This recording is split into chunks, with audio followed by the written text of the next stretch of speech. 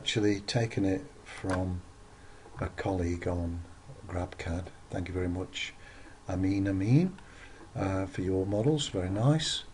And I've actually built the assembly using the standard sort of techniques, and the trick for the simulation is to add these contacts between each of the falling spheres on the cradle.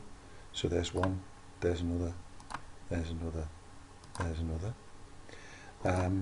and I think it works quite well.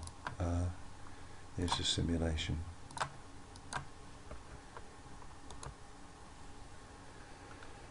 Speed that up a little bit, and it's as simple as that. Let's just have a quick look at the mechanical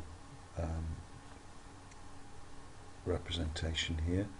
Double click into that. There aren't any commands on it, and all of the joints have been created and accepted in the mechanism manager, and I think that works quite well.